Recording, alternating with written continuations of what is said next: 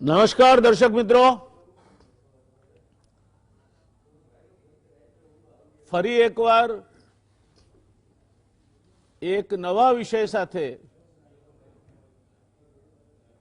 ગુજરાત સમાચાર ટીવી તમારી સમક્ષ હાજર છે। આ દેશની અડધો અડધ વસ્તી એને સ્પર્શતો આ વિષય ભાગ્યે જ ગંભીરતાથી ચર્ચાતો હોય છે। ગુજરાત સમાચાર ટેલિવિઝને આ વિષયને એના સાચા પરિપ્રેક્ષ્યમાં મૂકીને એને ચર્ચાની એરણે ચડાવવાનો પ્રયત્ન કર્યો છે। વાત છે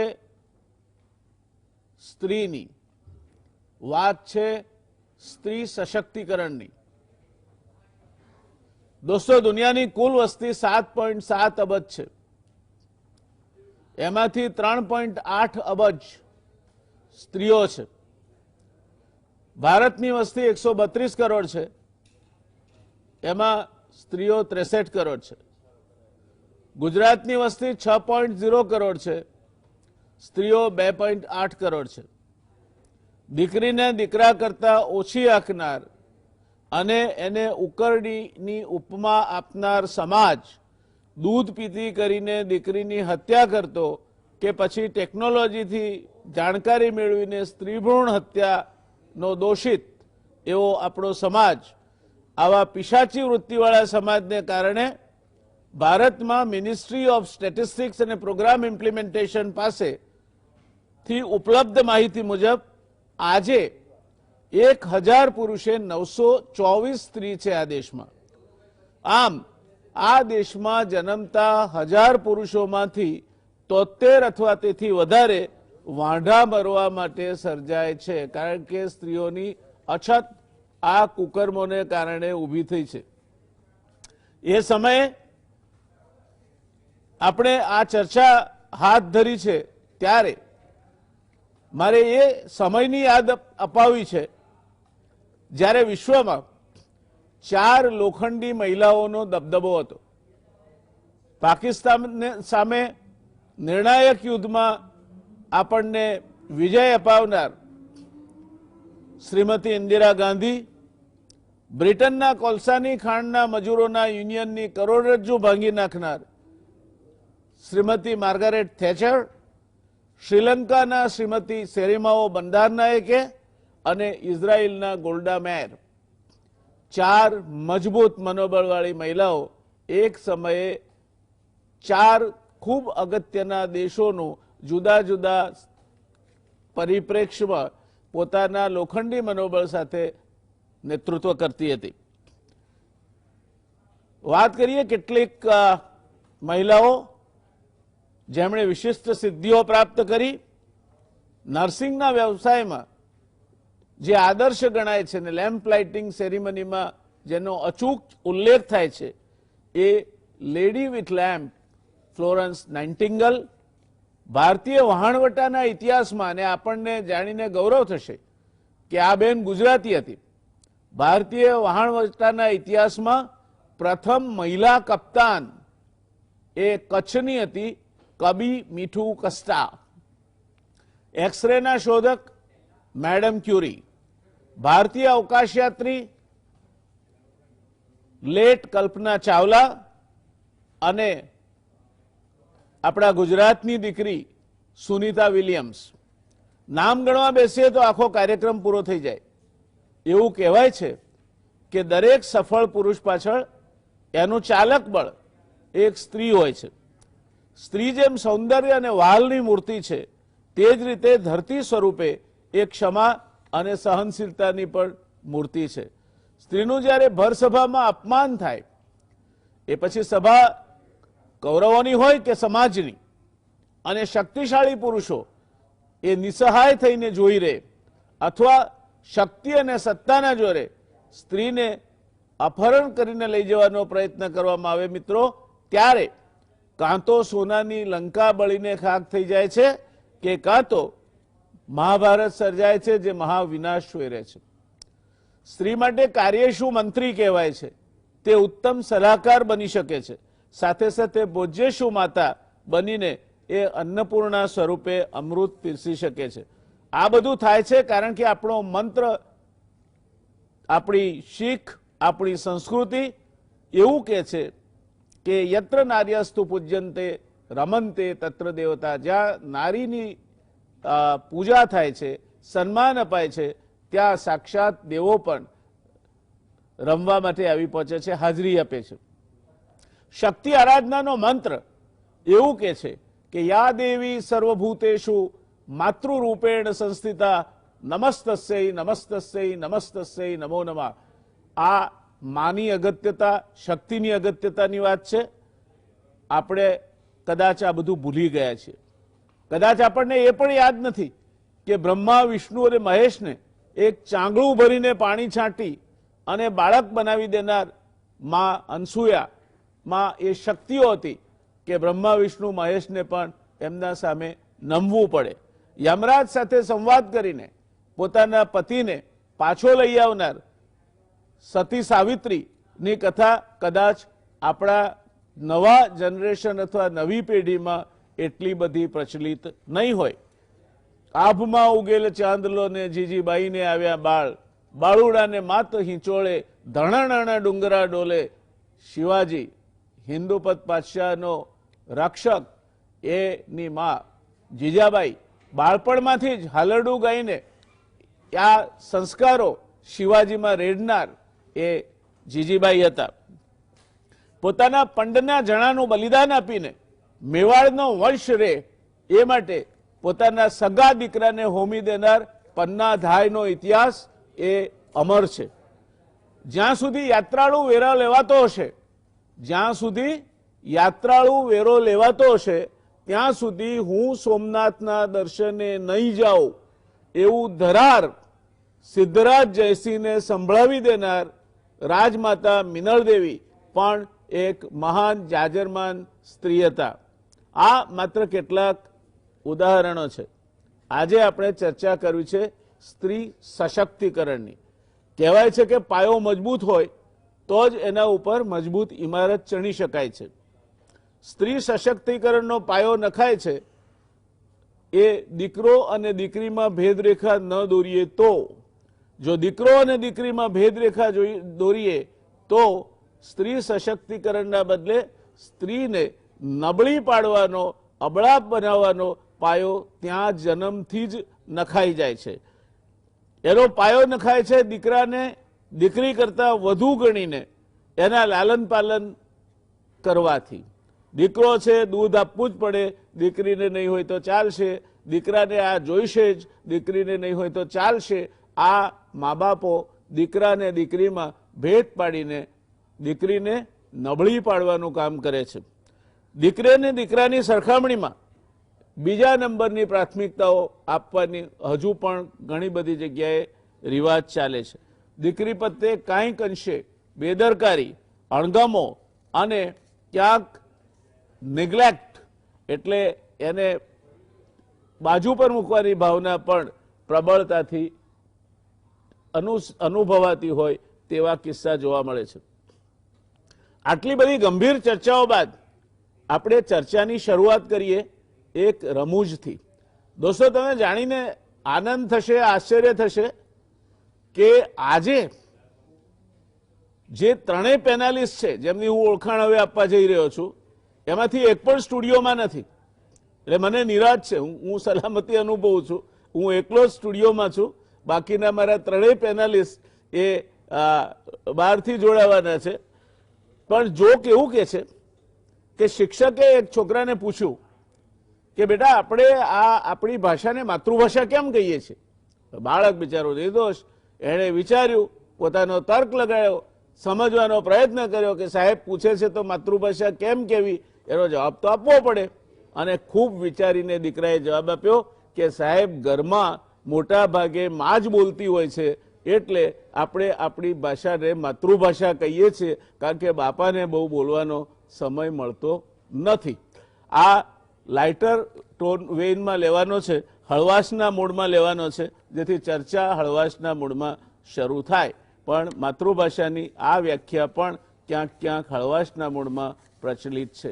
અમે ચોથા ધોરણમાં ભણતા હતા ત્યારે એક કવિતા આવતી, ઉગમણી ધરતીના દાદા કોરા કાગળ આયા રે, એ રે કાગળ દાદે ડેલીએ વંચાવ્યા રે, કાકો વાંચને દાદો ઋષિ ઋષિ રોવે રે, સાત સાત દીકરીએ દાદા વાંચિયા કેવાયા રે, સાત સાત દીકરીએ દાદા વાંચિયા કેવરાયા. અને પછી તેજમલ તેજા એ પોતે એક યુવાનનો વેશ ધરે છે અને દાદાની આ ચિંતા અને દાદાની આ જે પોતાની મજબૂરી છે એના ઉપર એ દીકરા કરતા સવાઈ થઈને ઉભરે છે એવી કવિતા અમને ચોથા ધોરણમાં ભણવા માટે આવતી હતી.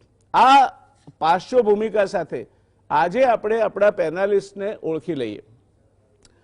સૌથી પહેલા doctor Archanaben Dholakia, former director school of social sciences, Gujarat university, former independent director bank of Maharashtra અને અત્યંત વિદુષી અને અર્થશાસ્ત્રથી માંડીને સમાજશાસ્ત્રના વિષયો સુધીની ખૂબ ઊંચી સમજ ધરાવનાર બેન અર્ચનાબેન આપણી સાથે જોડાયા છે. એણે આ પેનલનું ગૌરવ વધાર્યું છે. ડૉક્ટર સંસ્કૃતિ મજુમદાર, હું જે યુનિવર્સિટીમાંથી ગ્રેજ્યુએટ થયો તે યુનિવર્સિટીમાંથી ડૉક્ટર સંસ્કૃતિ મજુમદાર પીએચડી થયા છે. એ અત્યારે director climate change research institute Maharaja Sayajiraj યુનિવર્સિટીમાં કામ કરે છે. ફેકલ્ટી ઓફ ટેકનોલોજીમાં એમણે એસોસિએટ પ્રોફેસર તરીકેનો હોદ્દો મેળવ્યો છે અને ઇન્ડિયન ઇન્સ્ટિટ્યૂટ ઓફ સાયન્સ બેંગ્લોરમાં ફેલોશિપ મેળવીને વોટર રિસોર્સિસમાં એમણે ડોક્ટરેટ મેળવી છે. એટલે સિવિલ એન્જિનિયર અને વોટર રિસોર્સિસ મેનેજમેન્ટ જે આવતીકાલનો વિષય છે એમાં બેન સંસ્કૃતિ મજુમદાર એ નિષ્ણાત છે. ક્લાઇમેટ ચેન્જ અંગેની રાજ્ય સરકારની ટેકનિકલ એડવાઇઝરી સમિતિના તેઓ સભ્ય છે. યામિનીબેન વ્યાસ, એક એવું નામ જે સાહિત્ય જગતમાં ભાગ્યે જ કોઈ ઓળખાણનું મોહતાજ હોય.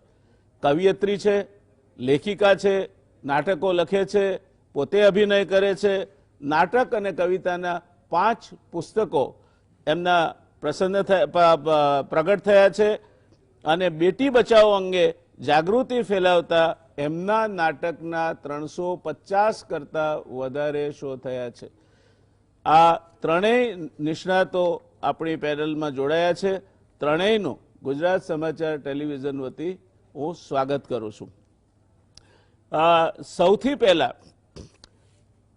અર્ચનાબેન, આપનો શો ખ્યાલ છે? સ્ત્રી સશક્તિકરણની વાતો તો ઘણી થાય છે, પણ એની મૂળભૂત વ્યાખ્યા શું છે અને ક્યાંથી એ શરૂ થવું જોઈએ?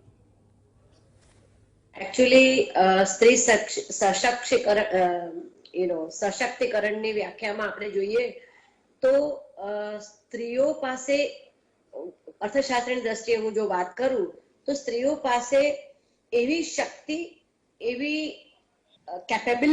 એબિલિટી અને એવા ચોઇસીસ હોય કે જેથી એનું એક્સપ્લોઇટેશન ના થાય અને એ ઇન્ડિપેન્ડન્ટલી પોતાના ડિસિઝન લઈ શકે. અને એ કોન્ટેક્સમાં તમે જે આને આગળ જે પ્રસ્તાવના મૂકી ઘણી રસપ્રદ અને સાચી છે.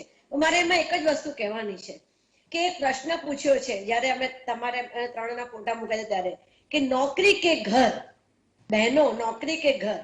હવે એ મને થોડું જરા એ જ પુરુષ પ્રધાન વ્યક્તિ તરફથી આવ્યું હોય એમ લાગે છે, કારણ કે આવી ચોઈસ ભાઈઓને કેમ નથી આપવામાં આવતી? બહેનોને નોકરી કે ઘર કેમ? ભાઈ કદાચ નોકરી કર્યું ને ઘર ના પણ કરવું હોય. એટલે સશક્તિકરણનો અર્થ એ થયો કે જેવી ચોઇસીસ ભાઈને હોય છે એવી ચોઇસીસ બહેનને પણ હોવી જોઈએ. અને એ સોશિયલ પ્રોબ્લેમ ધીમે ધીમે દૂર થઈને આપણે જો આ પગલા તરફ જઈએ જેમાં વેલ્યુ સિસ્ટમ એવી થાય કે ભાઈઓ, પિતા, કાકાઓ બધા જ સ્ત્રીઓને માન આપે એટલું જ નહીં, એ લોકોની કરિયરને પણ એટલું મહત્વ આપે, એ લોકોની સ્વતંત્રતાને પણ એટલું મહત્વ આપે. હું એમ નહીં કહું કે બહેનોને સ્વતંત્રતા આપવી જોઈએ. સ્વતંત્રતા એ આપવાની વસ્તુ નથી, એ એઝ્યુમ કરવાની વસ્તુ છે, એ હોવાની વસ્તુ છે. કોઈ આપે એ તો ભીખ કહેવાય, પણ બહેનો સ્વતંત્ર છે એ માન્યતા હોવી અને બહેનો સ્વતંત્ર છે એના વિશેનું કન્વિક્શન હોવું, કોન્શિયસનેસ હોવી, એટલે પછી આવી ચોઈસ ન આપવી પડે કે નોકરી કે ઘર. એવી ચોઈસ આપવી પડે કે બહેન નોકરી કરશે કે ભાઈ નોકરી કરશે કે બંને નોકરી કરશે, અને ઘરમાં બહેનો અને ભાઈ ભેગા મળીને કેવી રીતે કામ કરશે. What are the options available? જો આ રીતની વાત થતી થાય તો એવું માનું કે સ્ત્રીઓનું સશક્તિકરણ ઘણા આગળ સુધી વધ્યું છે. અધરવાઇઝ તો એકદમ ટ્રેડિશનલ સોસાયટીમાં જોઈએ તો બહેનોને દેવી બનાવીને મૂકવાની વાત બરાબર છે, પરંતુ રોજબરોજ અથવા તો ટ્રેડિશનલ ફેમિલીઝમાં તમે જુઓ તો ડિસ્પાઇટ એજ્યુકેશન તમે જોઈ શકો છો કે એને ફક્ત દેવી કહેવાની જ વાત આવે છે. When it comes to work, even લોકડાઉનમાં તમે જુઓ તો ઘણી બધી બહેનો એ જ કમ્પ્લેન કરી છે કે ભાઈ અમારું એપ્રિસિએશન થવું જોઈએ કારણ કે અમે વધારે કામ કર્યું છે. તો આ પરિસ્થિતિ જ્યાં સુધી હશે ત્યાં સુધી સ્ત્રીઓનું સશક્તિકરણ કહી શકાય નહીં. એટલે ભલે દેવી બનાવી હોય પણ દેવી રીતે કોઈ તો ટ્રીટ કરવામાં આવતી નથી, એ બહુ ક્લિયરલી હું માનું છું. અને એને માટે બહેનોએ સૌથી વધારે પ્રયત્ન કરવાનો છે. મને લાગે છે ભાઈઓને સુધારવું, કોઈને પણ સુધારવું એ હંમેશા ડિફિકલ્ટ હોય છે, પણ કોઈને અફેક્ટ કેવી રીતે કરી શકાય, તમારી પોતાની ઇમ્પેક્ટ તમે કઈ રીતે ક્રિએટ કરી શકો, તમે પોતે તમારા કોન્ફિડન્સથી, તમારા સેલ્ફ એસ્ટીમથી, તમારા સેલ્ફ ઇન્ડિપેન્ડન્સથી અને સેલ્ફ પ્રોટેક્શનની ભાવનાથી તમે કઈ રીતે સશક્ત બની શકો, એ બહેનોની જવાબદારી છે. અને એ સોશિયલી જેમ જેમ એજ્યુકેશન થાય, જેમ જેમ બહેનો પોતે બધાને કોન્શિયસ કરે, એ તો આ વસ્તુ એચિવેબલ છે એવું મારું માનવું છે. ધન્યવાદ.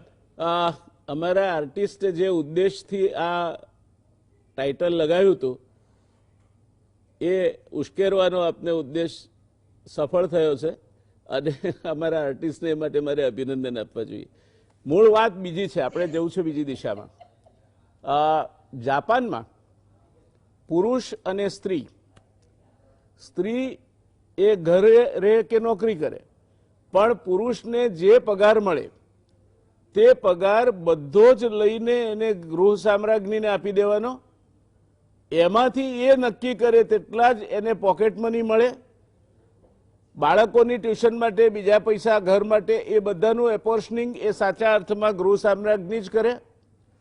અને અર્ચનાબેન, આપને જાણીને નવાઈ લાગશે કે આપણે ત્યાં બહેનો જેમ કોઈ નાના મોટા અટકી ન પડે પ્રસંગ કે એના કારણથી પોતે પોતાના અલગ થોડાક પૈસા રાખતી હોય છે, કદાચ પાછા નોટબંધી પછી પણ ભેગા થઈ ગયા હશે, તો જાપાનમાં પુરુષો આ રીતે પૈસા રાખે છે, વધારે કામ કરે અને એ પૈસા પોતાની પાસે રાખે જેથી કંઈક નાના મોટા પોતાના શોખ પૂરા કરી શકાય. આ આની બીજી બાજુ છે. મારી કહેવાની વાત જુદી છે. મારી કહેવાની વાત એ છે કે મકાન ચણવું હોય તો પાયો મજબૂત હોવો જોઈએ. બહેનો તો બહેન બનશે ત્યારે, પણ મા બાપ જેના ઘરમાં એક દીકરી અને એક દીકરો મોટા થઈ રહ્યા છે ત્યાંથી જ જો એના સશક્તિકરણની શરૂઆત નહીં થાય તો આગળ જતા મોટા ભાગે જે સશક્તિકરણની કલ્પના આપણે કરીએ છીએ તે નહીં થાય. દીકરો ને દીકરીમાં ભેદ રાખે, કેટલાક કિસ્સાઓમાં દીકરાના માટે વિશેષ ખર્ચો થાય, ટ્યુશન રાખવાનું હોય, ભાઈ બહેનને બેને રાખવાનું એના ભાઈનું રાખે, બહેનનું નહીં રાખે. આ હજુ પણ સમાજની એક મનોવૃત્તિ છે અને એ મનોવૃત્તિ પાયામાંથી સુધારણા માગી લે છે. એ પાયામાંથી સુધરશે નહીં ત્યાં સુધી આગળ જતા પછી ગમે તેટલું આપણે પ્રયત્ન કરીએ એમાં ક્યાંક ને ક્યાંક કચાશ રહી જશે. યામીનબેન, શું માનવું છે આપનું? હું એવું માનું છું કે જયારે ઉછેર થાય ને દીકરા દીકરીનો ત્યારે આ જ રીતે કરવામાં આવે ને કઈ જતું કરવાનું જયારે વાત હોય ત્યારે દીકરીના ભાગે જ આવે. ઘરમાં પૈસા ઓછા હોય ને એક જ જણ ભણી શકે એમ હોય તો ઓફકોર્સ દીકરો જ ભણે એવું હોય જ છે. અને તમે કહ્યું એ જ રીતે કે ખાવાનું બી પહેલા પુરુષ વર્ગ જમી લે પછી દીકરી છોકરી હોય એને જમવાનું હોય. અને બીજી મેં દાદી પાસે વાત સાંભળી હતી કે પહેલાના વખતમાં એવું હતું કે પુરુષ પતિ જમે ને પછી પત્ની એની થાળીમાં જમે, એટલે પેલું પ્રેમ ભાવ એ તો વાત જુદી છે પણ એમાં કારણ એ હતું કે પેલું સ્ત્રીને ખાવાનું ઓછું મળે એટલે પુરુષ વધારે જમવાનું થોડું વધારે હોય એટલે એ એની પત્ની ખાઈ શકે એમ. અને અત્યારે અરુણાવ્રતમાં ને જે એ પણ એટલે જ નીકળ્યો છે કે દીકરીને પૌષ્ટિક ખોરાક 5 દિવસ માટે મળે, અને એ પણ એનો એક પોઝિટિવ એની વાત હોઈ શકે. અને હું તો સર એવું માનું છું કે ખરેખર સ્ત્રી શક્તિકરણની જરૂર નથી, કારણ કે સ્ત્રી તો સશક્ત જ છે, પણ પુરુષોને જે આપણે ઉછેરીએ છીએ ત્યારથી જ એની માનસિકતા બદલવાની જરૂર છે હવે. કારણ કે સ્ત્રી પાસે તો શક્તિ સાથે ખરેખર તો કોઠાસૂઝ, સમય સૂચકતા અને અનુકૂલન, આ 3 ગુણ એટલા બધા સરસ રીતે ભર્યા છે કે ક્યાંય પ્રતિકૂળ સંજોગોમાં પણ એ આગળ વધી શકે એવું છે. એટલે એમ શારીરિક આપણે જોઈએ તો કેવી રીતે એનું આયુષ્ય પણ જો જોઈએ ને તો સ્ત્રીનું આયુષ્ય સરેરાશ વધારે જ હોય છે, કારણ કે એ પ્રતિકૂળતાનો સામનો પહેલેથી કરવા સક્ષમ જ હોય છે. એટલે એ મજૂરીથી લઈને મેનેજમેન્ટ સુધીનું કૌશલ્યપૂર્વક એ કામ કરી શકે છે. ખાલી એના પર વિશ્વાસ મૂકવાની જરૂર છે. અને સર મેં તો જોયું છે, તમે સાહિત્યની વાત કરી તો ઘણી બધી મારી સખીઓને કે બહેનોને મેં છુપાઈને ચોપડી વાંચતા જોઈ છે, અને બાથરૂમમાં જઈને કવિતાઓ લખતા પણ એ પણ ઉદાહરણો સાંભળ્યા છે. એટલે એટલી પણ એને મુક્તિ નથી કે પોતાને જે ગમે છે, જે કલા ગમે છે એમાં એ આગળ વધી શકે. એ તો વાત આવી છે. એટલે સ્ત્રીની ક્ષમતા પારખીને જો પુરુષ કે એના જે પતિ હોય તો એ જો સાથે રહે તો એ ઘણું બધું કામ કરી શકે. મેરી કોમ ના પતિ એનું ઉદાહરણ બની શકે. એટલે સાચા અર્થમાં આપ એવું કહેવા માંગો છો કે સહજીવન એ જેમ ટ્રેક્ટર હોય એના 2 પૈડા સરખા જ હોવા જોઈએ, એક બાજુ મોટું હોય ને એક બાજુ નાનું હોય તો એ વાહન ચાલે નહીં. તે પ્રમાણે તમારે ઘર સંસાર અને વ્યવસ્થા સફળતાથી ચલાવવી હોય તો પુરુષ અને સ્ત્રી બંનેનો એમાં ફાળો એટલો જ જોઈએ, અને બંનેની સમજથી, બંનેના વિચારોથી, એકબીજા સાથેના પરામર્શથી જે વ્યવસ્થા ચાલે તે જ વ્યવસ્થા સફળ થાય. મને લાગે છે કે સંસ્કૃતિબેન સાથેનો સંપર્ક કપાય છે. સંસ્કૃતિબેન આવી ગયા. સંસ્કૃતિબેન, તમારો સંપર્ક કપાઈ ગયો તો પણ સમયસર તમે જોડાઈ ગયા, આભાર. શરૂ રાંગણેકર પાસે મેં એક લેક્ચર સાંભળેલું, હું લગભગ 80ના દાયકાની વાત કરું છું, અને એનો વિષય હતો learning management from your wife. તમે તમારી પત્ની પાસેથી મેનેજમેન્ટ કઈ રીતે શીખી શકો, અને એના માટે કોઈ કોર્સ કરવાની એને જરૂર નથી પડતી. કેટલીક સૂઝ સાહજિકતાથી જ સ્ત્રીમાં વિકસે છે, કારણ કે એ ઘરની જે પોતાની ગૃહ વ્યવસ્થાપનની યુનિવર્સિટી છે એમાં એ ઉછરે છે, જુએ છે. માં એને કંઈક અંશે તાલીમ પણ આપે છે, અને એ રીતે એને વિકાસવા માટેની તક મળે છે. એટલે supplementing each other rather than contrasting each other એ આદર્શ રસ્તો છે. અને એટલા માટે થઈને જો આપણે સ્ત્રી સશક્તિકરણની વાત કરીએ તો હું સંપૂર્ણપણે અમીનીબેન સાથે સંમત છું કે સ્ત્રી સશક્ત હોય છે. કેટલાક જાહેરમાં સ્વીકારે છે મારા જેવા માણસો, અને કેટલાક જાહેરમાં નથી સ્વીકારતા. પણ 2 મિત્રો એક દિવસ વાદે ચડ્યા હતા કે કોનું ચાલે ઘરમાં. તો પેલા ભાઈએ બિલકુલ ખુદદારીથી કહ્યું કે મારા ઘરમાં મારું જ ચાલે. તો પેલા કહ્યું કે કઈ રીતે તારું ચાલે, સમજાવો. તો એણે કહ્યું કે જો હું કહું કે પાણી લઈ આવો એટલે પાણી લઈ આવે, સાબુ લઈ આવે એટલે સાબુ લઈ આવે, કપડાં લઈ આવે એટલે કપડાં લઈ આવે. એટલે પેલા ભાઈબંધથી રહેવાયું નહીં. એટલે એણે પૂછ્યું કે બધું તું કે ક્યારે? તો કે કપડાં ધોવા બેસું ત્યારે. એટલે આ સ્ત્રી સશક્ત નથી એ માનવું ને એ મૂળતઃ ખોટું છે.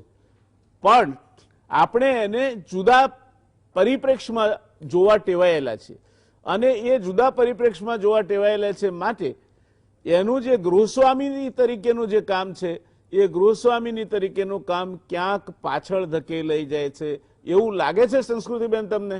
આપ તો સંસ્કૃતિ, નામમાં જ સંસ્કૃતિ છે આપના તો. થેન્ક યુ ના એકચ્યુઅલી સર સ્ત્રીઓને મલ્ટીટાસ્કિંગ કરવાની થોડીક નાનપણથી જ હેબિટ હોય છે.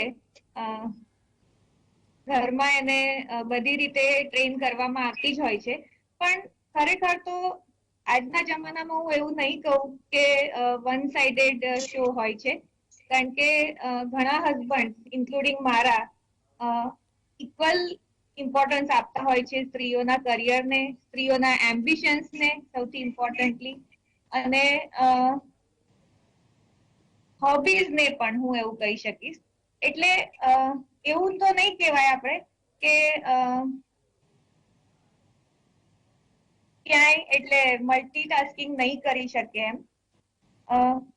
બીજું એવું છે કે સ્ત્રીઓને એમના પેરેન્ટ્સનું જે ગ્રુમિંગ હોય છે, એક કોન્ફિડન્સ જે અંદરથી આપવાનો હોય છે, એ એના અપબ્રિંગિંગમાં એક બહુ મોટો રોલ પ્લે કરતો હોય છે. અને ક્યાંક એ કોન્ફિડન્સ એને જે એટમોસ્ફિયર મળે છે, ખાસ કરીને હું એવું કહીશ કે સાસરે, કારણ કે પિયરમાં જ્યારે એક દીકરી હોય છે ત્યારે તો એને ફૂલ ફ્રીડમ મળતું જ હોય છે, પણ સાસરે આવ્યા પછી જે એટમોસ્ફિયર એને મળતું હોય છે એ ક્યાંક એની પ્રગતિમાં કે એના વિચારસરણીમાં એક બહુ મોટો રોલ પ્લે કરતો હોય છે. અને હસબન્ડનો રોલ એ સ્પાઇનલ કોર્ડ જેવો હોય છે એના આખા પ્રોગ્રેસ. Thank you. બહેનોના કિસ્સામાં તો એડોપ્ટેબિલિટી જે કહેવાય ને, સમય પ્રમાણે સમય અનુસાર વર્તવાની અને પોતાની જાતને ઢાળી લેવાની ક્ષમતા એ અદ્ભુત હોય છે. દીકરીને આપણે પરણાવીએ અને 15 દિવસ સાસરે રહીને આવે અને ઘરે જ્યારે એમ કે અમારે ત્યાં આવો રિવાજ છે, એટલે અમારે ત્યાં એટલે જ્યાં અત્યાર સુધી જન્મીને મોટી થઈ તે ઘરે નહીં, પણ 15 દિવસથી જ્યાં એ પોતાનું ઘર વસાવવા ગઈ છે તે ઘરે.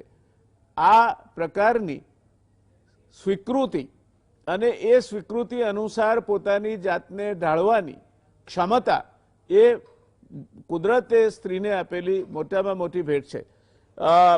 મારે અર્ચનાબેન આપને એ પૂછવું છે કે આપને જો એવું કહેવામાં આવ્યું હોય કે સ્ત્રી સશક્તિકરણમાં શું શું ખૂટે છે અને એ માટે શું કરવું જોઈએ, તો શું જવાબ હોઈ શકે આપનો?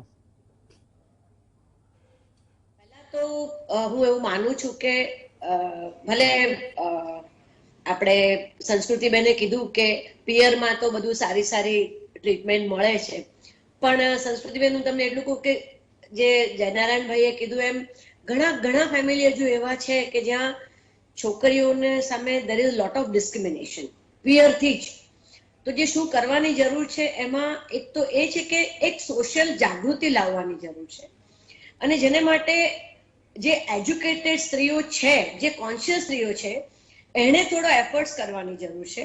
they need to introspect, they need to observe અને they need to associate. બીજા એવી સંસ્થાઓ જોડે એસોસિએટ થઈને બહેનોને થોડી કોન્શિયસ કરવાની જરૂર છે કે ભાઈ તમે તમારું સેલ્ફ રિસ્પેક્ટ અને તમે તમારે પોતાનું હેલ્થ અને તમે તમારી પોતાનો આનંદ સેક્રિફાઈસ કરીને કોઈ ગૌરવ લેવાની જરૂર નથી. You are equally important in the house. હવે આ વસ્તુની એક ચળવળ તો હું નહીં કહું, પણ એક રીતની કોન્શિયસનેસ શરૂ કરવામાં આવે તો that's a very important social work. આમાં હું સરકાર અને ઇકોનોમિક્સનો બહુ રોલ એટલા માટે નથી જોતી કે જે થોડી ઘણી પોલિસીઓ કરી છે, જેમ કે ભાઈ women independent director is made almost mandatory for listed companies beyond certain revenue and profit earning companies. તો આ બધું એ એક ઓલરેડી સારી દિશામાં પ્રગતિ થઈ જ રહી છે. અને હું તમને એટલું પણ કહીશ કે શરૂઆતમાં બધી બહેનો માં ઘણીવાર એવું આવે કે બહેન છે એટલે પછી ભલે અંગૂઠો મારતા હોય તો પણ એને ડાયરેક્ટર બનાવી દેવામાં આવે, પણ પછી એવા લોસ પણ આવ્યા કે ના ભાઈ એ લોકોને અમુક ટેસ્ટિંગ, એ લોકોને જાતની એક્ઝામ આપવી પડે, એ લોકોને ક્વોલિફિકેશન્સ જોવા પડે.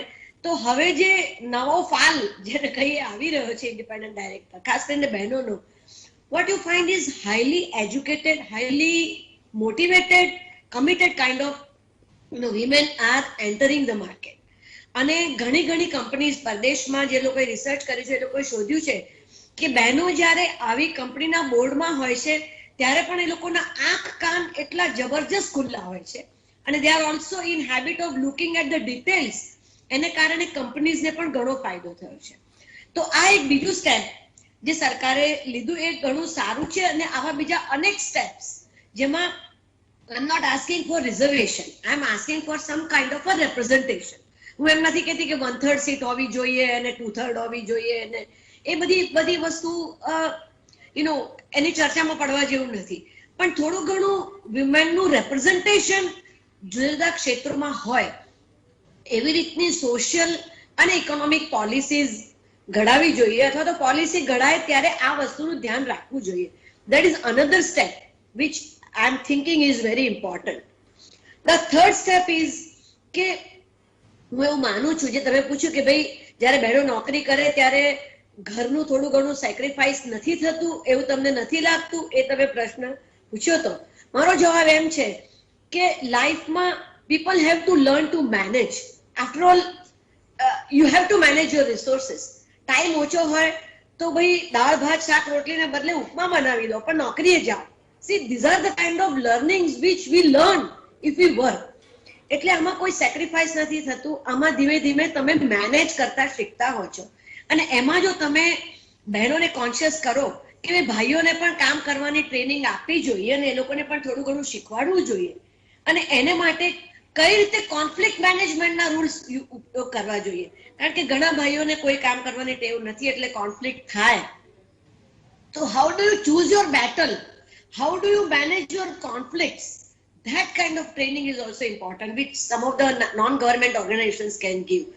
કારણ કે આપણે એવું નથી ઈચ્છતા કે હસબન્ડ વાઈફ બંને નાના નાના કામ માટે થઈને છૂટા પડે, પણ નાના નાના કામ માટે થઈને કોઈ એક જણનું એક્સપ્લોઇટેશન થાય એ પણ ના થાય.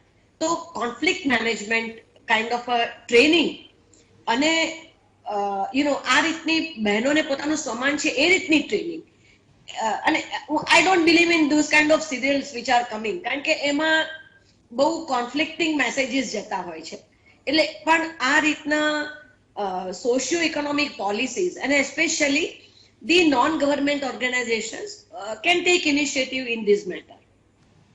The last but not least is કે ઘણા ફેમિલીઝમાં હજુ પણ આપણને જોવા મળે છે, ખાસ કરીને રૂરલ એરિયામાં અને ઇવન અર્બન એરિયામાં જ્યાં દારૂબંધી જેવું નથી ત્યાં કે દારૂ પીને બહેનોને હેરાન કરવામાં આવે છે, એ લોકોને એબ્યુઝ કરવામાં આવે છે. આ પણ એક ઘણી મોટી સમસ્યા છે. એટલા માટે જ્યારે લોકડાઉન પછી જ્યારે દારૂ છૂટથી મળવા માંડ્યો અમુક રાજ્યોમાં ત્યારે બહેનો ખૂબ જ દુઃખી થઈ હતી અને એ લોકોએ પ્રોટેસ્ટ કર્યું હતું કે આ ફરી પાછું શરૂ થઈ ગયું. તો આવા સંજોગોમાં પણ એ લોકોને એક ટ્રેનિંગ આપવાની જરૂર છે. આઈ એમ નોટ સેઇંગ કે બધાને કરાટે જ શીખવાડું, પણ એવી ટ્રેનિંગ જરૂર આપવાની જરૂર છે જેમાં ટીટ ફોર ટેટ સ્ટ્રેટેજીનો ઉપયોગ હોય, જેનામાં કહી શકો કે જો તમને થપ્પડ પડે તો તમને વેલણ મારવાની છૂટ હોવી જોઈએ. These are some of the training. અને આ ટ્રેનિંગ આપવા માટે જે જૂની ટ્રેનિંગ છે કે બેટા એને પતિને ભગવાન ગણવો, એને રોજ એને સવારે એનું જમવાનું ધ્યાન રાખવું, એને ચાનું ધ્યાન રાખવું, એમાંથી આપણે પાછા પડવું પડશે. એટલે તું દેવી છે કહેવાનું તો બંધ કરવું જ પડશે. એ કહેવું પડશે કે you are also human being, you have rights, you deserve to have all the rights and all the facilities in your house. એ જ્યારે આપણે કહેવાનું શરૂ કરીશું then her self esteem will go up. એટલે જે જૂના જમાનાનું જે કાઇન્ડ ઓફ એપ્રિસિએશન હતું જેમાં આપણે એને કહેતા હતા પણ કરતા નહોતા, એને બદલે કહેવાનું જ બંધ કરવાની જરૂર છે. એ બીજા એક્સટ્રીમ પર હું જવા માંગુ છું, એવું મારું માનવું છે. જો આ થોડી ઘણી વસ્તુઓ કરીશું તો I am sure that definitely things will improve in my opinion. સંસ્કૃતિબેન, આમાંથી બે મેસેજ બહુ ક્લિયરલી બહાર આવે છે. એક તો એ આવે છે કે if you want to excel in one compartment of life, there is always some sacrifice in some other compartment of life. જીવનના એક ખાનામાં આપ કંઈક કરવા માંગો છો તો બીજા ખાનામાં ક્યાંક ને ક્યાંક તમારે કંઈક ગુમાવવું પડે, તે પ્રકારની પરિસ્થિતિમાં તે તૈયાર રહેવું પડશે. બીજું કે બદલાતા સમયની સાથે વેલ્યુ સિસ્ટમ બદલાશે, જીવન પદ્ધતિ બદલાશે, માઇક્રો ફેમિલીઝ થયા છે, હસબન્ડ વાઈફને બાળક રહેતું હોય અને એના કારણે અલગ પ્રકારના તણાવ પણ ઊભા થશે. આ પરિસ્થિતિમાં શું કરવું જોઈએ? રાઈટ. હવે પહેલા પોઈન્ટ પર આવીએ આપણે કે ક્યાંક કંઈક કોમ્પ્રોમાઇઝ કરવાની જરૂર પડતી હોય છે. તો મોટા ભાગે મેં એવું ઓબ્ઝર્વ કર્યું છે કે સ્ત્રીઓ જે કોમ્પ્રોમાઇઝ કરતી હોય છે એ પોતાનું કોમ્પ્રોમાઇઝ હોય છે. એટલે she puts herself on the last priority. મોટા ભાગની જે વર્કિંગ સ્ત્રીઓને મેં જોયું છે મારી આજુબાજુમાં, તો એની પોતાની હેલ્થ, એની પોતાની હોબીઝ એ એક લાસ્ટ પ્રાયોરિટી ઘણીવાર થઈ જતી હોય છે. અને આમાં પણ જેમ પહેલા પણ કીધું છે કે એની ફેમિલીનો એક બહુ મોટો રોલ હોય છે કે જે એને સપોર્ટ કરીને કહી શકે કે there is no need to compromise on your hobbies, there is no need to compromise on your health. કારણ કે ક્યાંક આપણે કલેક્ટિવ ફેમિલી લિવિંગની વાત કરીએ ને તો જ સાચું સશક્તિકરણ થઈ શકે, કારણ કે ઇક્વાલિટી અથવા તો યુનિફોર્મ પ્રાયોરિટીની વાત આવશે તે વખતે. કારણ કે અત્યારે આપણે જે ડિસ્કશન કરી રહ્યા છે એમાં સ્ત્રી અને પુરુષ અથવા તો સ્ત્રી વર્સિસ ફેમિલી એવું એક ડિસ્કશન કરી રહ્યા છે. પણ મોટાભાગની સક્સેસફુલ સ્ત્રીઓ અથવા તો કોમ્પિટિટિવ વર્લ્ડમાં જે આવેલી સ્ત્રીઓ છે એમની જો આપણે સ્ટોરી જોઈએ, ઇવન હું મારી પોતાની સ્ટોરી કહું તો એક જોક એવો છે કે લાસ્ટ યર વિમેન્સ ડે પર એક જર્નલિસ્ટ આવી હતી અને શી વોઝ આસ્કિંગ મી કે તમારા સક્સેસની પાછળ શું શું છે, અને એના પછી એણે પૂછ્યું કે સ્ટ્રગલ્સ કો, એન્ડ આઈ વોઝ સેઇંગ કે ના, મને બંને જગ્યાએ સરસ વાતાવરણ મળ્યું છે. પિયરમાં પણ સરસ વાતાવરણ હતું અને સાસરીમાં પણ સરસ વાતાવરણ છે. તો એને કીધું કે then you don't qualify for the women's day story. એમ એટલે એવું નથી કે કોમ્પ્રોમાઇઝ કરવું પડે, કારણ કે કોમ્પ્રોમાઇઝ બધા મળીને કરે તો એકચ્યુઅલી બધાનો પ્રોગ્રેસ થાય. That is one feeling. એટલે ફેમિલી ફિલિંગ જ્યારે આવે અને બધાનું કોન્ટ્રીબ્યુશન આવે તો પછી કોમ્પ્રોમાઇઝ એ એક માનસિક વિચાર છે આઈ ગેસ. એટલે તમે ફીલ કરો કે હું કોમ્પ્રોમાઇઝ કરું છું તો જ એ કોમ્પ્રોમાઇઝ થાય. અને તમે ફીલ કરો કે ના આજે હું ઉપમામાં ખુશ છું દાળ ભાત રોટલી શાકને લીધે, તો તમને એ કોમ્પ્રોમાઇઝ જ ના લાગતી હોય તો it is a better feeling rather than thinking કે ભાઈ આના બદલે હું આ કરું એમ. Peace, So that is the first part which peace begins when ambition ends. No, but I perfectly agree with Sanskruti Ben કે compromise is a kind of a mental approach. તમને એવું લાગે કે this is perfect, this is given the situation, this is the best I can do, then it's not a compromise. I would call it a management. I know. It is. yeah, and actually the feeling of compromise is not just the person. એટલે માત્ર એ સ્ત્રી feel કરે કે મેં આજે દાળ ભાત રોટલી શાકને બદલે ઉપમા બનાવ્યો એટલે મેં કોમ્પ્રોમાઇઝ કર્યું, પણ એના બદલે એની ફેમિલી એને એ ફીલિંગ આપે કે ના, યુ આર નોટ કોમ્પ્રોમાઇઝિંગ, અત્યારે તારે એક શોમાં જવાનું છે એટલે તું સિંગલ આઈટમ બનાવશે તો અથવા તો હું તારા બદલે બનાવીશ, તો then there is nothing like compromise. એ એક પોઈન્ટ મારે that is mutual interdependence. હવે સમયની મર્યાદામાં આપણે એક ક્વિક ફાયર રાઉન્ડ કરીશું. અત્યાર સુધી આપણે ચર્ચા કરી that has revolved around સ્ત્રી, પુરુષ, કુટુંબ. રાજનીતિમાં પણ બહેનો જાય એ સશક્તિકરણનો એક ભાગ છે એવું કહેવામાં આવે છે. આપ શું માનો છો અંગે? પ્લીઝ બી બ્રીફ, કારણ કે સમય આપણાથી આગળ દોડી રહ્યો છે. ત્યારે જ એ સ્ત્રીનો વિચાર કરે અને તો ઇન્ક્લુઝિવ ડેવલપમેન્ટ થાય. એટલે રાજનીતિમાં સ્ત્રીઓ આવે that is a very preferable situation I will say. પણ એમને આવવું હોય તો આવે કે એમના માટે સીટો છે માટે આવે? દાખલા તરીકે તમારા કોર્પોરેશનના વોર્ડમાં 2 બહેનોની સીટ છે, 2 પુરુષોની સીટ છે, અને એના પરિણામે તમે જુઓ છો કેટલીક વાર જે પ્રકારના પરિબળો રાજનીતિમાં બહેનોને ખેંચી લાવે છે અને whether you may agree or not, જે પ્રકારે એમનું એક્સપ્લોઇટેશન થાય છે. Is this the way of women empowerment? આપના ત્રણેયના મતે આપ એને માનો છો કે આને વુમન એમ્પાવરમેન્ટ કહેવાય? જયનારાયણભાઈ, હું એવું માનું છું કે તમે જે દાખલો આપ્યો કે એક્સપ્લોટેશન થાય છે, એ તો કોઈ પણ ક્ષેત્રમાં જો સ્ત્રી દાખલ થાય, જેમ કે એકેડેમિક લાઈનમાં પહેલા ઘણી ઓછી સ્ત્રીઓ હતી, બરાબર, તો ત્યારે there was an attitude of men. Teacher professor હોય તો બહુ મગજમારી ના કરે કે ભાઈ અમને શું આવડે, પણ અને એક સોરી હું આપને રોકું છું બેન, પણ એ બધા ફિલ્ડમાં તો ક્વોલિફિકેશન જરૂરી છે. આ એવું ફિલ્ડ છે કે જેમાં lesser the qualification better you are, એટલે એમની પાસે બીજા કોઈ ક્વોલિફિકેશન નથી. equally applies to men. Ah. That equally applies to men. Yes, it applies to everybody, but men is apart. એમાં છે, વર્ષોથી છે, એને અનુભવ છે. બહેનો અત્યારે જે પ્રકારે રાજનીતિમાં આવે છે તેમાં આ ક્વોલિફિકેશન એમાં છે જ નહીં, એવું ક્ષેત્ર છે, તો શું થાય એમની પરિસ્થિતિ? એને એમ્પાવરમેન્ટ કહેવાય ખરું? જે બહેનો ક્વોલિફિકેશન વગર આવે છે રાજકારણમાં, એને પોલિટિક્સ નો અનુભવ હોય છે, જેવો ભાઈને હોય છે. ના, હું આપને દાખલો આપું. On screen I M telling you, એક જિલ્લા પંચાયતના પ્રમુખ એટલે રાજ્ય કક્ષાના મંત્રીનો દરજ્જો કહેવાય, એ બેન આવે અને એમના ચેરમાં બેસે, પછી આમ તેમ જોઈને કે હવે હું જિલ્લા વિકાસ અધિકારી શ્રીને સભાનું કામ સંભાળી લેવા માટેનો આદેશ કરું છું, એટલે ડીડીઓ સભા ચલાવે.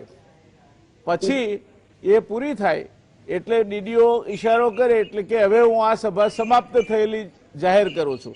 આ બે વાક્યો ઉપર રાજ્ય કક્ષાના મંત્રીની કક્ષાના આ વ્યક્તિએ જિલ્લાના વડા તરીકેની પોતાની 5 વર્ષની ટર્મ પૂરી કરી. આને એમ્પાવરમેન્ટ કહી શકાય કે કેમ? પણ જયનારાયણ વ્યાસ સર, હું એક વાત આમાં એવું કહીશ કે there has to be a beginning somewhere. એટલે ક્યાંક અત્યાર સુધી એડમિનિસ્ટ્રેશન કે પોલિટિક્સમાં કદાચ એમને એક્સપિરિયન્સ નહોતો મળ્યો, એક્સપોઝર નહોતું મળ્યું, એટલે પણ એટલે એ ટાઈપની ટ્રીટમેન્ટ હતી આઈ ગેસ. પણ દે વિલ ઓલ્સો લર્ન, એટલે ઇવોલ્વ થશે, એવું ઓપોર્ચ્યુનિટી મળશે તો ઇવોલ્વ થશે. કારણ કે ટ્રેડિશનલી સ્ત્રીઓ સારા એડમિનિસ્ટ્રેશન માટે ટેવાયેલી હોય છે, મેનેજમેન્ટ માટે ટેવાયેલી હોય છે. ખાલી આ એક મોટું ક્ષેત્ર છે. ક્વોલિફિકેશનની વાત છે બેન. એમાં આ જે કોટા છે ને, એમાં ક્વોલિફિકેશન ઇઝ ટોટલી સેક્રિફાઈસ્ડ. એટલે એવા દાખલા પુરુષોમાં પણ છે અને સ્ત્રીઓમાં એવા દાખલા પણ છે કે with qualification they are doing excellent. હા, with qualification I would agree with you. Qualification સાથે બહેનો એક ક્ષેત્રમાં આવે, ટ્રેનિંગ હોય એમની, તો એ ઘણું સારું કરે છે. હું એ સાથે સંમત છું. એટલે આપણે ઇન્દિરાબેનથી જોઈએ તો છેક માર્ગરેટ થેચર ને સિરિમા બંદરના એકાથી મારીને ઘણા બધા એવા દાખલા છે કે જેમાં બહેનોએ વન્ડરફુલ કર્યું છે, પુરુષો કરતા પણ. વચ્ચે અમે જયારે વિદ્યાર્થી હતા ત્યારે રીમઝીમની જાહેર ખબર આવતી હતી અને એમાં આવતું રીમઝીમ મર્દો કી પસંદ. હવે એની જે પંચલાઈન હતી એ અમારા વિદ્યાર્થીઓએ બદલી નાખીને નીચે લખ્યું હતું રીમઝીમ ઇન્દિરા ગાંધી કી પસંદ. એટલે એ પ્રકારનું એમણે એક સ્ટેચર ઉભું કર્યું. એટલે બહેનો કોમ્પિટન્ટ ન હોઈ શકે એવું કહેવાનો અર્થ નથી, પણ બહેનોનું સશક્તિકરણ માત્ર રાજનીતિમાં જ થાય તે વાત સાથે પણ સંમત થતા પહેલા વિચારવું પડે એવું છે. બીજું, બહેનોનું સશક્તિકરણનો મૂળ પાયો છે એ એમનું કુટુંબ છે, એમનો ઉછેર છે, એમના ઘરનું વાતાવરણ છે. એ જો મળી રહે તો આ સશક્તિકરણ ખીલી ઉઠે. બહેનોમાં ક્ષમતા છે પણ એને ક્ષમતાને વાપરવા દેવાનો તમે મોકો આપો તો. અને એ વાતાવરણ છે ને પેઢી દર પેઢી ઇમ્પ્રુવ થતું જાય છે. આજે તમે એ દાખલો આપો કે આજે મારા દાદીમાં કે તમારા દાદીમાના વખતે જે સ્ત્રીઓનું ઘરમાં સ્ટેટસ હતું એના કરતા મધર નું તમે જુઓ તો થોડી વધારે ફ્રીડમ દે એન્જોય. ત્યાર પછી અમારું જનરેશન આવ્યું, દે એન્જોયડ સ્ટીલ ફર્ધર. અને તમે મારી ડોટર અને મારી ડોટર ઇન લો ને જુઓ તો ફ્રીડમ જ ફ્રીડમ છે. બરાબર. I think gradually people have learned how to deal with stress and how to deal with men over a period of and time, how to deal with conflicts gradually. With education આ વસ્તુ થતી જાય છે એવું મારું માનવું છે. What you are trying to say is with education, exposure, the things are changing, and Yes. we can hope that in the years to come someday we will not Yes. have the problem of this gender imbalancing. Ultimately, final Right, one right. word reply from all three Yes. of you.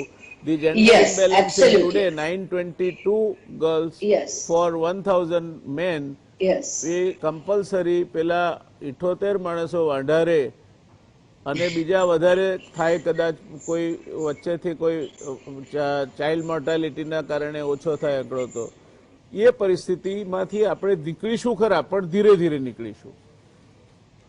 જ્યારે બાળકીને સ્ત્રી ભ્રૂણ હત્યા નહીં કરવામાં આવે, બાળકીને ઘરમાં equally welcome વાતાવરણ મળશે, એ પ્રકારની સામાજિક જાગૃતિ થશે ત્યારે મને લાગે છે કે યામિનીબેને 350 નાટકોના શો કર્યા એ કર્યા વગર પણ આ પરિસ્થિતિનું નિર્માણ થઈ શકશે. એની જાગૃતતા માટેનો પ્રયત્ન બહુ સરસ પ્રયત્ન છે. આપને અભિનંદન આપું છું. આપ આમાં એક વાક્ય હજી એડ કરું સર, જી. તો જ્યારે પેરેન્ટ્સ એવું વિચાર કરે કે મારે દીકરીના લગ્ન માટે પૈસા ભેગા કરવા છે એના બદલે દીકરીના એજ્યુકેશનમાં ઇન્વેસ્ટ કરવું છે, એ એટીટ્યુડ જો આવે બધામાં તો એમાંથી ઘણો જ ફેર તો પડે. બદલાય. Thank you so much. અર્ચનાબેન આપનો ખૂબ ખૂબ Thank you. આભાર. સંસ્કૃતિબેન Thank આપનો you પણ very ખૂબ much, yes. ખૂબ આભાર. Thank you, અને Thank યામિનીબેન you. આપ જોડાયા છેક સુરતથી, તે માટે આપનો પણ ખૂબ ખૂબ આભાર. Thank Thank you you, very sir. Much. Thank you. દર્શક Thank you. મિત્રો, એક ખૂબ અગત્યનો મુદ્દો જેને આટલી ખુલીને માત્ર બહેનોની જ પેનલ ચર્ચા કરે એ ઈરાદો હતો કે જેથી આપણને એમના મત શું છે તે જાણવા મળે. અને ખૂબ અગત્યની વાતો થઈ. તમારા ઘરમાં દીકરી મોટી થઈ રહી હોય તો આમાંથી કંઈક અમલમાં મૂકજો. તમારા ઘરમાં પુત્રવધુ હોય તો એને થોડું વધારે મોકળાશ, જેને એલ્બો રૂમ કહેવાય, એ મળે તે જોજો. અને દીકરાને દીકરી વચ્ચેનો ભેદભાવ ક્યારેય ન રાખશો. તો આવનાર સમયમાં જે 4 સુખ કયા છે એમાં પહેલું સુખ તે જાતે નર્યા, બીજું સુખ તે ઘેર દીકરા, એ દીકરામાં દીકરી આવી જાય છે તેનો હંમેશા ખ્યાલ રાખજો. બસ આજે આટલું જ દર્શક મિત્રો. મળીશું કાલે પાછા એક નવા વિષય સાથે. ત્યાં સુધી જય નારાયણ વ્યાસ આપની વિદાય લઉં છું. શુભરાત્રી.